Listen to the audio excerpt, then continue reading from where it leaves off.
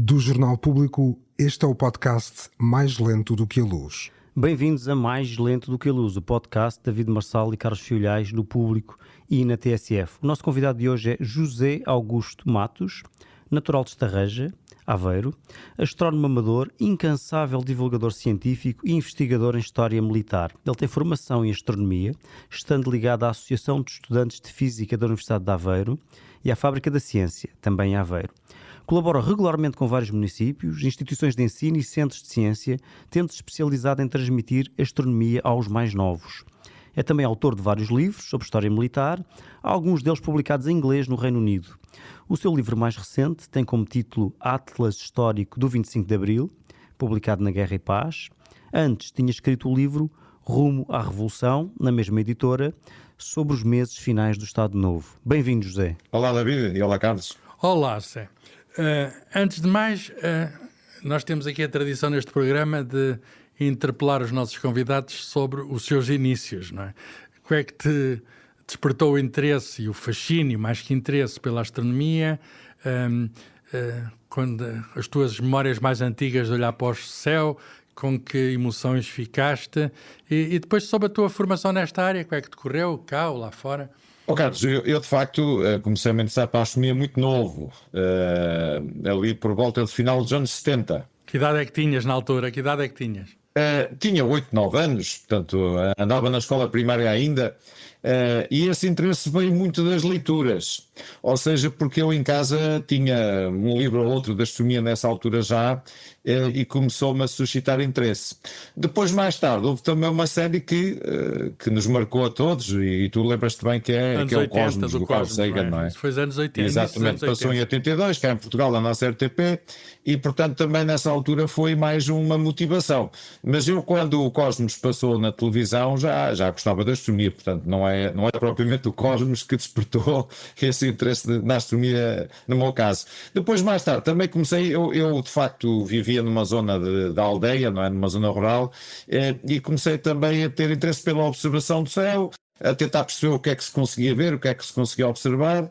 Depois comprei o meu primeiro telescópio no final dos anos 80, e portanto comecei um pouco a dedicar-me à observação. E foi também há uma altura interessante que é quando a astronomia amadora começa a ter alguma visibilidade em Portugal, e portanto também eu apanhei um pouco essa, eu diria essa onda, não é, que começou ali pelos anos 90. Ainda tens esse telescópio? Eu na altura, portanto, quando comprei o meu primeiro telescópio, foi uma pequena luneta, embora fosse melhor que a do Galileu, atenção. Também não é difícil. Era melhor que a do Galileu, mas de facto era uma pequena luneta, dava para ver os planetas só. Muito bem, então e o que é que fazes atualmente na tua atividade profissional de divulgador da astronomia? Que idades é que tem o teu público, por exemplo? Minha atividade, de facto, já há muitos anos. Eu, para teres uma ideia, estou na divulgação há 30 anos, praticamente. É de facto uma atividade que diz muito respeito, em primeiro lugar, às escolas, à divulgação junto às escolas, e depois também à divulgação para o público, ou seja atividades de verão, seja as atividades, por exemplo, na Fábrica da Ciência, embora na Fábrica da Ciência também é um pouco para os mais novos, mas de facto é uma atividade muito ligada no fundo ao ensino da astronomia nas escolas. Nós aqui em Aveiro, na região de Aveiro, temos algumas parcerias com câmaras municipais, e fazemos atividades com o primeiro ciclo, nomeadamente. Eu gosto muito de trabalhar com os mais novos, nomeadamente com o primeiro ciclo. E tens assim algum episódio curioso de interação com os mais novos? Sim, há muitas histórias, isso as três estão sempre a acontecer, não é? Mas de facto um comentário muito habitual que eu ouço nos mais novos, e os mais novos são 8, 9 anos aqui, terceiro e quarto ano de escolaridade, um comentário muito habitual que me fazem é se eu já fui ao espaço, se já fui à Lua, se sou astronauta, isso aparece muitas vezes. Querem saber se és astronauta. Que idades é que têm então os rapazes e raparigas com quem... A partir dos 8, 9, não é? Habitualmente são 8, 9 anos, nessas idades, quando eles estão no terceiro e quarto ano. E como é que isso funciona? Vais à escola, convidam-te para lá ir? Sim, as atividades são feitas em ambiente de sala de aula, exatamente. És uma estrela especial, mas depois mostras o quê? Slides, mostras um planetário, leva-los para ver com o telescópio à noite, como é que fazes as sessões? Olha, as sessões são muito baseadas, de facto, na sala de aula.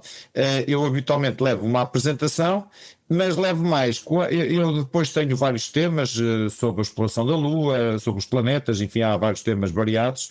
E além da questão da apresentação propriamente dita, eu costumo levar muito objetos. Ou seja, imagina, se eu vou falar da conquista da Lua, levo um foguetão, levo as naves, levo os astronautas, e isso também é um tipo de coisas que eles gostam de ver, não é? Ou seja, não é só a apresentação, mas é muito em contexto de sala de aula, portanto não é, embora eu também faça observações à noite em escolas, mas habitualmente a minha atividade de divulgação é de facto em sala de aula, não é tanto à noite é de vez em quando, mas não é muito habitual as sessões noturnas. E também à noite também tens o público adulto, os pais e os tios e os avós, também fazes sessões para a família? Exatamente, ou seja, à noite sabes que quando à noite fazemos uma ação numa escola é aberto à comunidade e desse ponto de vista qualquer pessoa, os pais, enfim, os avós podem aparecer e podem participar. E costuma ser uma experiência muito interessante porque eu posso contar-vos que para muitas pessoas o ver ao telescópio é uma novidade. Há pessoas que nunca viram, nem os planetas, e ficam muito espantadas, por exemplo, com a Lua. A Lua é de facto um astro muito interessante ao telescópio, ficam de facto muito espantadas. Eu ainda agora, há poucos dias, este fim de semana, estive a fazer uma observação à noite na Serra da Feita, aqui na região, para o público em geral. Isso é um sítio espetacular, não é? Isso é um sítio espetacular. É, exatamente. E repara que, de facto, é sempre uma experiência muito interessante para quem vai a uma sessão dessas, o espetáculo do telescópio e ver a Lua ali ao vivo, em direto. É muito interessante. A Lua é o objeto que faz mais sucesso ou há outras estrelas, entre aspas, outros pontos altos das observações para além da Lua? Não, a Lua de facto é o mais interessante, porque sabes que na Lua consegue-se ver muito bem o relevo, é como estás a ver a fotografia de um livro. Eu às vezes até costumo brincar com as pessoas que estão a observar e referir o seguinte, referir que daqui a pouco vamos mudar o slide, não é? Porque de facto as pessoas estão a olhar para aquilo e parece um slide, quer dizer, vê-se bem, não é? É muito interessante. Os planetas, nomeadamente Júpiter e Saturno, também são interessantes, mas não são tão espetaculares como a Lua. São mais pequeninos, não é? São mais pequeninos. Exatamente. Não enchem tanto o olho. Sim, mas por exemplo, tu em Saturno consegues ver os anéis, o que é interessante, não é? Mas não enchem tanto o olho como a Lua. De facto, a Lua, em termos de aspecto e de relevo, mais impressionante. É de facto o astro mais espetacular e é aquilo que impressiona mais quem está a observar. Olha, e as luas de Júpiter, a olho nu não se vê, não é? Se calhar as pessoas... Não, mas veja ao telescópio. Mas sabes que as luas de Júpiter ao telescópio são os pontinhos. No fundo, vais ver as luas como viu o Galileu. E portanto tem uns pontinhos à volta do planeta, não é assim nada especial. Ele dizia que o planeta tinha umas orelhas, não é? É o Saturno, é verdade. Saturno, sabes que ele não conseguiu, no tempo dele, não conseguiu perceber que aquilo era anéis, porque o telescópio dele tinha pouca resolução. Mais tarde conseguiu-se perceber isso. Estás a falar de Mas de facto, Galileu? nós com um telescópio de amador, como nós usamos nas nossas sessões, conseguimos perfeitamente ver os anéis. E é de facto, muitas vezes para as pessoas que vão observar, é de facto uma experiência também muito interessante. Porque há pessoas que pensam que não se consegue ver os anéis. E ficam de facto admiradas quando espreitam no telescópio e conseguem ver os anéis. É realmente uma experiência também aí que eu acho que é fascinante e que as pessoas ficam maravilhadas, no fundo. Olha, falaste no Galileu, também usas a história da ciência como meio, digamos, pedagógico, quer dizer, qual é a relevância da história de ciência? Falas do Galileu, falas sei lá, do Kepler, do Newton, dessa gente toda. Portanto, no fundo, contas as histórias enquanto se observa. Explicas que houve uma primeira vez que se viram aqueles satélites de Júpiter. Sabes que eu às vezes costumo dizer às pessoas, quando estamos a ver, por exemplo, a Lua ou quando estamos a ver Júpiter, costumo dizer o seguinte, que é, vejam bem como é que o Galileu viu a Lua, viu também com buracos, não é? E vejam como é que ele viu estas luas à volta de Júpiter. E costumo também... Que é a mesma coisa, não é? Quase a mesma coisa. Não mudou nada praticamente, a Lua é a mesma, os satélites são os mesmos. Está tudo igualzinho, está tudo igualzinho. Exatamente. E repara, costumo também salientar outra coisa. E o Galileu viu isto tudo com um telescópio pior que este. O que evoluiu foi a tecnologia da observação. Portanto, tu hoje, no supermercado, compras um telescópio melhor que o do Galileu. Tem essa vantagem, digamos assim, não é? E isso é interessante, as pessoas estarem tendo no fundo a mesma experiência que o Galileu teve. Então, mas hoje nós temos telescópios incríveis, não é? Como o recente telescópio Vera Rubin no Chile, mas ainda vivemos rodeados de mitos. Quais são os maiores equívocos populares sobre a astronomia? Olha, algo que aparece com frequência É a questão dos dos signos e da influência astrológica. É uma coisa pequenina, é uma coisa que se nota logo nos pequeninos, é? Não, nos mais novos não, aqui mais nos adultos. Os mais novos não têm essa, digamos, essa ideia de que há signos, enfim, não ligam muito a isso. Mas os adultos sim, há adultos que de facto dão alguma atenção a isso. E acreditam mesmo naquilo. O que é que vocês fazem ou tu fazes para contrariar essas superstições? Olha, eu tenho uma parte das minhas sessões noturnas em que faço uma visita guiada ao céu e desmonto isso tudo. Eu faço isso a quase todas as vezes que faço a observação. Então desmonta lá agora para através das ondas sonoras isto ficar tudo em pratos limpos. A desmontagem que eu faço é mostrar que não faz qualquer sentido as pessoas acreditarem que aquelas figuras mitológicas e aqueles desenhos que tu nem sequer consegues ver bem no céu à noite, não é? Que pelo facto do Sol estar ali, ou a Lua, ou os planetas, que aquilo tem alguma influência. Portanto, faço uma desmontagem completa disso tudo. Mas sabes que a astrologia é uma fé. E, portanto, mesmo quem acredita, por muito que enfim, nós tenhamos uma atitude de desmontar, de desmistificar, as pessoas continuam a acreditar na mesma, quer dizer, sabes que é uma fé, não se consegue tirar a pessoa daquele esquema mental, é complicado, não é? Nunca conseguiste convencer um astrólogo, a deixar de acreditar na astrologia, é isso? É um pouco isso. Já tiveste debates com astrólogos? Já tiveste debates? Já, por acaso, olha, em Coimbra até, por acaso foi em Coimbra há muitos anos. Então conta lá, qual é que foi? Sabes que ele foi um debate há imenso tempo, estamos a falar de um debate, isto ocorreu há mais de 20 anos já, em Coimbra, num debate que foi promovido pela secção da Associação Associação Académica, em relação ao qual eu também tive ligações ao longo do tempo, e de facto o debate foi curioso porque esse astrólogo, quer dizer, que não era bem um astrólogo, sabes que ele era um advogado que gostava da astrologia, e portanto ele de facto não saiu daquilo, portanto para ele aquilo é uma verdade no fundo, e eu fui argumentando, enfim, dentro do possível, usando uma argumentação racional, vamos assim dizer, mas de facto é muito complicado a gente conseguir convencer uma pessoa que está digamos, nesse quadro mental, conseguir convencê-la que isso não faz sentido nenhum, que não tem, enfim, é um pouco, olha, como o David tem feito um trabalho excelente na parte aí da desmontagem das famosas medicinas alternativas, e portanto ele, por muito que ele escreva sobre isso, quem acredita nisso não desiste, quer dizer, é complicado. Isso é verdade, sem dúvida, isso é uma fé. Mas a questão da astrologia é que as constelações nem estão neste momento no horizonte, digamos, naqueles períodos em que as pessoas consideram que tem aquele signo, porque...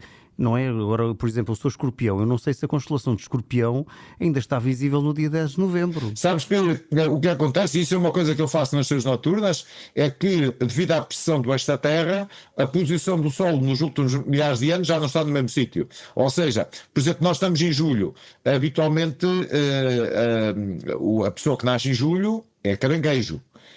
Mas não é, porque de facto o Sol agora em julho está em Gêmeos ainda, só passa para caranguejo em agosto. Porque houve de facto essa alteração nos últimos milhares de anos, mas de facto, mesmo dizendo isto, as pessoas acham imensa graça perceberem que não são daquele signo, porque sabes que eu quando faço estas sessões faço um curso completo, portanto tu ficas habilitado a dar consultas em casa, portanto é uma coisa fantástica, e cá está. Aprende astrologia mesmo também. Assim, exatamente, mesmo assim as pessoas não... enfim, quem acredita não sai daquilo, é complicado, quer dizer, é muito complicado, é um pouco como quem vai à acupuntura, tu tens essa experiência, não é? Quem acredita não desiste, quer dizer, acha... É verdade, concordo inteiramente, tenho uma experiência semelhante. Nós estamos a viver agora uma nova era da exploração espacial, por exemplo, com as companhias privadas como a SpaceX, os foguetões Falcon. Tens acompanhado os lançamentos da SpaceX, sei lá, a Rival, a Blue Origin, essa ideia da NASA, da missão Artemis de voltar à Lua, a ideia talvez muito maluca do Elon Musk de ir a Marte, talvez mesmo antes de ir à Lua, não se sabe, é uma confusão, o Trump falou disso na sua tomada de posse. O que é que mais te entusiasma nisso e o que é que aquilo também, o que é que mais criticas também? Porque há aqui coisas que se vão fazer, há outras que se anunciam mas não se vão fazer. Qual é a tua ideia sobre a moderna fase da exploração espacial? Olha, esta fase que nós estamos a viver é de facto muito interessante, porque empresas como a SpaceX, nomeadamente, vieram trazer novidades. Por exemplo, a SpaceX, neste momento, consegue ter uma taxa de lançamento portanto, de satélites, nomeadamente, e de outro tipo de veículos espaciais, incrível, porque eles têm um lançador que é o Falcon 9, que está sempre a lançar, quase todas as semanas está a lançar qualquer coisa. E depois também tem agora uma nave nova, que é a Starship, que está a ser experimentada e que de facto poderá... Está a explodir, ainda não conseguiu funcionar, não é? Exatamente, e poderá ser usada para ir a Marte no futuro e para ir à Lua.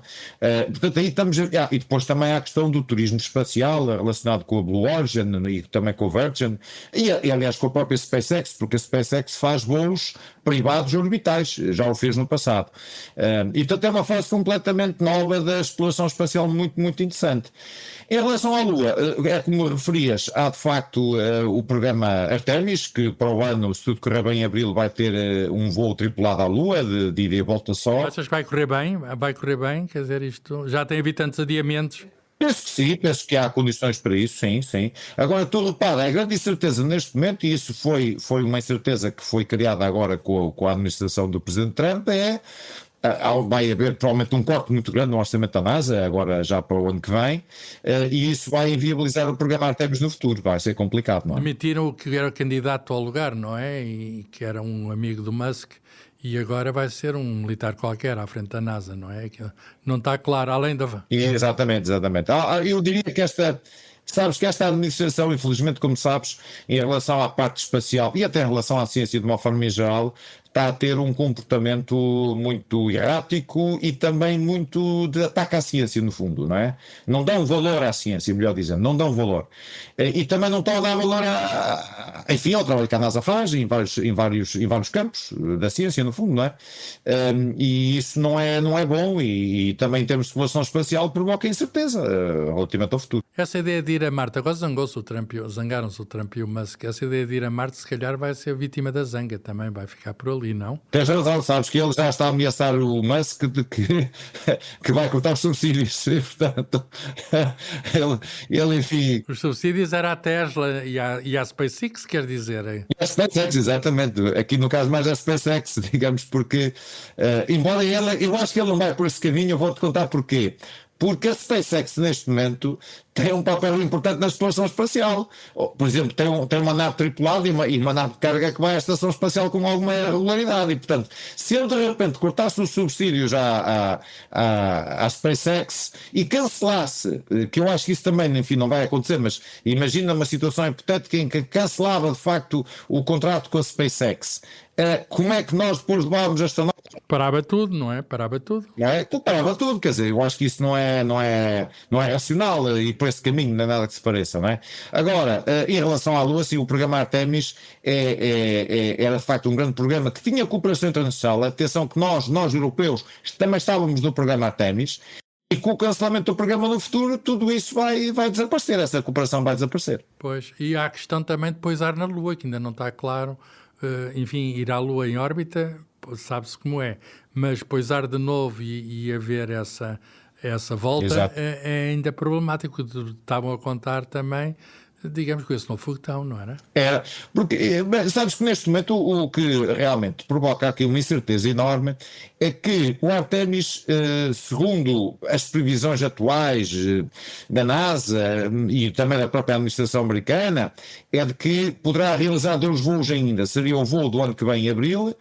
Depois teria um outro voo, que seria o terceiro no programa, mais à frente, no máximo até 2029. Agora, eu do ano que vem acho que sim, acho que esse voo vai acontecer, não estou a ver que isso seja cancelado, mas tenho grandes dúvidas que o tal terceiro voo, daqui a algum tempo, seja efetuado. Mas esse terceiro voo é que era mesmo para pousar da Lua, porque o próximo é só para dar a órbita. Exatamente, mas sabes que nesse terceiro voo, a nave da SpaceX, a Starship, tinha um papel fundamental, porque era a nave que ia pousar na Lua, essa nave. Ora, neste momento, se o próprio Trump está, em relação à SpaceX, está, enfim, com uma atitude de desconfiança, digamos, de cancelar eventualmente alguma coisa a esse nível, enfim, a incerteza é muito grande, quer dizer, não se percebe, isto é muito errático, esta política que está a ser feita neste momento, não é? Sim. Olha, sobre, digamos, falaste também dos satélites que são a ser lançados pelo Falcon, há aquele Starlink, não é?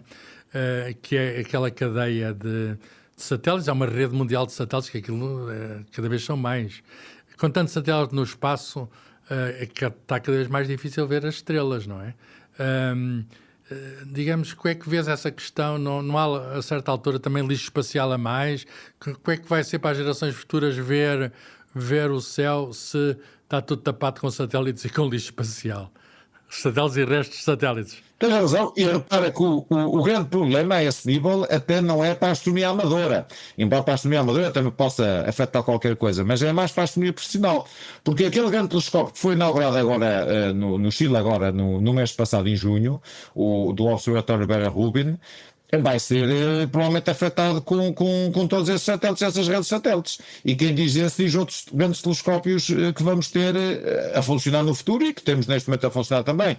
E, portanto, isto é péssimo para a astronomia profissional e eu não sei, quer dizer, que solução é que se vai encontrar, porque, de facto, por um lado as companhias, as empresas querem lançar satélites e construir grandes redes a nível orbital, mas, por outro lado, nós temos a astronomia profissional que também precisa de observar. Qualquer dia estão sempre satélites a passar na frente do telescópio, não é? Isto está a ser muito complicado de facto. Mas a Europa também tem que fazer a sua própria rede Starlink, o Irish Square, um grupo de satélites de comunicação, uma constelação que estará em curso, até por razões de segurança e defesa e soberania, portanto a tendência será sempre para aumentar, suponho. Sim, tens razão, e repara que quando nós falamos muito da Starlink, mas há outras empresas, nomeadamente há uma empresa ligada ao Jeff Bezos, ou da Amazon e da Blue Origin, também quer lançar uma rede de satélites, e portanto há neste momento uma grande tendência para grandes redes de satélites. Chama-se Kuiper, não é? Kuiper, não é a rede dele, quer fazer uma rede. Pronto, exatamente, então repara, qualquer dia, a Starlink neste momento já são 7.200 satélites, e tem tendência, o objetivo é chegar aos 12.000. Ora bem, imagina, se tivermos uma outra rede semelhante com 10.000, não é? São dezenas e dezenas de milhares de satélites que vão estar à volta da Terra, e que cá está para a astronomia profissional, qualquer dia o telescópio aponta para um sítio qualquer, está um satélite a passar à frente da imagem, portanto isto não é nada bom para a astronomia profissional, não é? Tens de começar a explicar que aquilo é só ruído ali aos miúdos. É mais um desafio para a divulgação da astronomia em Portugal, do qual tu tens sido uma das vozes mais ativas. O que é que mudou nos últimos anos? Há mais interesse, mais confusão? Já sabemos que há mais satélites? É verdade, eu acho que a divulgação na astronomia nos últimos 30 anos tem tido... Eu dei uma evolução positiva, porque de facto nós temos hoje em dia, temos planetários, temos muitas atividades que se realizam nesse campo, e portanto acho que nesse aspecto, e até junto de escolas também, enfim, há empresas a trabalhar nessa área, há associações, enfim, há os centros sensíveis, há tudo isso, e portanto temos feito um trabalho que eu acho que é positivo e que chega ao público, vamos assim dizer.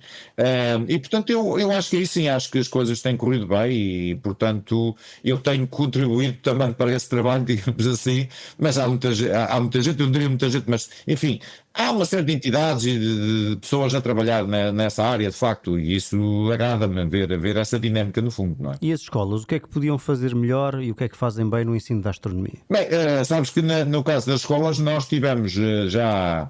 Há uns bons anos, alguns conteúdos de astronomia que foram retirados do currículo.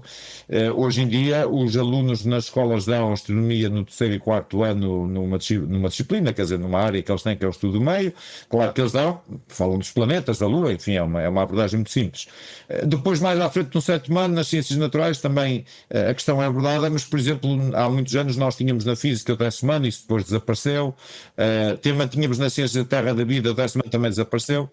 Houve alguns conteúdos foram retirados. Olha, pois tínhamos, eu lembro-me de dar as leis de Kepler. Até o Big Bang vinha na Química, não é? O Big Bang acertou, vinha na Química no 10º ano, não era? E estava-te a dizer, eu lembro-me de dar as leis de Kepler, já não se dá as leis de Kepler no secundário, suponho, então. Praticamente não, repara que no meu tempo nós curiosamente falávamos de Kepler e de Copérnico em filosofia no 11º ano, porque era a história das ideias e falávamos disso na altura. Hoje eu acho que já não se fala na filosofia do 11º ano, eu não estou a par do programa, mas acho que não, já não se fala disso. Olha, sobre livros, houve livros que contribuíram para a tua formação, falaste do Cosmos, do Carl Sagan, mas há outros livros que têm saído. Que livros é que queres sugerir sugerir sobre o céu autores de referência, que continuam a ser de referência e que podem, enfim, ser úteis a quem gosta de olhar para o céu? Olha, eu faço sempre publicidade à coleção que tu diriges, à Ciência Aberta, porque de facto tem feito, a Gradiva nesse aspecto tem feito um trabalho notável ao longo do tempo, e de facto é uma coleção fantástica, e vocês vão publicando autores que são interessantes. Aliás, nós os dois temos de falar mais sobre isso, porque eu tenho que dar umas sugestões e portanto há sempre coisas interessantes que vão saindo. Pois, estamos à espera, nós esperamos sugestões tuas e de quem nos estiver a ouvir. Mas repara que neste momento há outras editoras que apareceram no mercado em Portugal e que têm traduzido livros sobre ciência e não há muitos, enfim, não há muitos autores portugueses, vocês são quase uma exceção, mas não há muitos autores portugueses a escrever sobre ciência, é um facto, não é? Mas pelo menos há um certo interesse em traduzir alguns best-sellers lá fora que chegam ao nosso mercado, e acho que isso é positivo. Falando de livros, tu não tens escrito, em dado de escrever sobre astronomia, não tens escrito, digamos, na forma impressa, mas tens escrito num assunto que te gostas muito, que é da história militar contemporânea, portuguesa, em particular a Guerra Colonial. Fazes aí um trabalho de investigação que tem muito interesse e tens vários livros publicados quer no Reino Unido, quer em Portugal.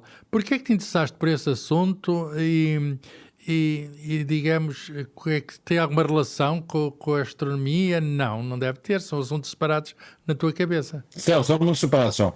Mas já agora deixa-me ainda dizer uma coisa sobre os livros de astronomia. Sabes que eu já tenho sido confrontado com essa questão, que é porque é que eu não escrevo um livro sobre astronomia ou sobre exploração espacial. E por acaso, eu às vezes digo por brincadeira, bem, porque isso vende pouco, pá, não tem grande sucesso. E o de história militar vende? Os outros de história militar já vendem, é isso? Não, mas antes disso, deixa-me dizer-te o seguinte: os únicos autores portugueses que eu conheço que estão ricos com livros de ciência são vocês dois, de resto não conheço mais ninguém. Não, nós desmentimos. Lamentamos desiludir. Mas cá está, a história militar também não vende muito, é verdade, também tenho que te dar a razão. Mas é um interesse que eu tenho desde há muitos anos também. E nos últimos anos comecei a escrever sobre isso, artigos, enfim, tenho participado às vezes em colóquios também. Mas a origem qual foi? Julgo saber que o teu pai andou na Guerra da Guiné, não foi? Sim, o meu pai esteve na guerra, mas o meu interesse até embora eu até escreva muito sobre a Guiné, mas também não é propriamente devido a isso. Digamos que o meu interesse pela Guiné não vem propriamente daí. Mas sim, o meu pai esteve lá nos anos 60 e enfim, não lhe aconteceu nada, mas enfim, podia ter acontecido, não é? Mas tu interessas pelas operações aéreas, pelos modelos de avião, por essa tecnologia militar? O meu interesse é mais a utilização do poder aéreo nesse tipo de guerras, exatamente, nas guerras de guerrilha no fundo. Mas agora, ultimamente escrevi sobre o 25 de Abril e tenho esses dois livros, o Atlas e o Rumo à Revolução, que são de facto, um deles é um livro de investigação, o Rumo à Revolução, o Atlas é um livro mais de divulgação sobre o 25 de Abril, e gostei de escrever sobre isso. E descreve um bocadinho para acabar, para quem não conhece esses dois livros, o que é que trata cada um deles e que interesse é que o leitor pode lá encontrar. Bem, o Rumo à Revolução saiu há 2 anos já, em 2023, e escrevi juntamente com uma amiga, que é a Zélia Oliveira, que é jornalista na Lusa, e esse livro é mesmo um livro que é um livro de investigação que dá uma visão sobre os últimos meses do Estado Novo antes portanto, 25 de Abril, aqueles 3 meses finais, entre fevereiro e abril. O Atlas é um livro de facto de divulgação, faz parte de uma coleção de Atlas que a Guerra e Paz tem, e que é de facto um livro de iniciação ao 25 de Abril no fundo, ou seja, a pessoa que quiser no fundo saber o que é que se passou, quais foram as motivações que levaram ao 25 de Abril, tem no Atlas ali uma obra interessante e visual também. Tem mapas, portanto, tem e eu gostei do formato porque é um formato visual que também está interessante, embora não tenha dado muito trabalho, porque não é fácil depois a pessoa conceber. Olha, onde é que estavas no 25 de Abril, pá? Quanto lá, esta é a pergunta clássica para acabarmos. Olha, eu estava em casa e queria dizer-te que o Salgueiro Maia ligou-me para ir olhar a Revolução, mas eu nesse dia não podia, estava ocupado. Pá, mas que idade é que tinhas? Diz lá agora, finalmente a tua idade. Não lembro, eu vou-te contar, ia fazer 4 anos, quer dizer, não lembro nada daquilo. Podias ter ajudado. E não tivesse televisão em casa nessa altura. Já se lembra das coisas, mas não tens memória nenhuma dessa alta. Sim, mas por acaso não me lembro, não tenho perto de Viseu, não memória nenhuma. Vivias numa aldeia perto de Viseu e a Revolução chegou lá atrasada. Miguel? Não, eu vivia para Estarreja, mas repara, Eu estava a pensar Aveiro. e já tinha televisão de facto em casa, que naquele tempo não era habitual, poucas pessoas tinham televisão na aldeia, digamos assim, mas já tinha televisão, mas não tenho memória nenhuma, enfim. Eu das coisas de televisão, já agora podemos também num minuto ou dois falar sobre isso, recordo-me perfeitamente, agora fugindo novamente para o espaço, do famoso Espaço 1999, que este ano faz 50 anos, que foi transmitido a primeira vez na televisão inglesa, e depois chegou cá em 76. Isso sim, isso é uma memória que eu tenho muito fresca desse período, e depois também de algumas séries que passavam naquele tempo da televisão. É uma bela recordação e uma bela forma de terminar este podcast, e despedimos-nos agradecendo ao José, e até ao próximo Mais Lento do que a Luz. Até à próxima, obrigado. Para não perder os novos episódios, subscreva este podcast do Público na sua aplicação preferida. Para além deste programa, há mais para descobrir em público.pt/podcasts. O Público fica no ouvido.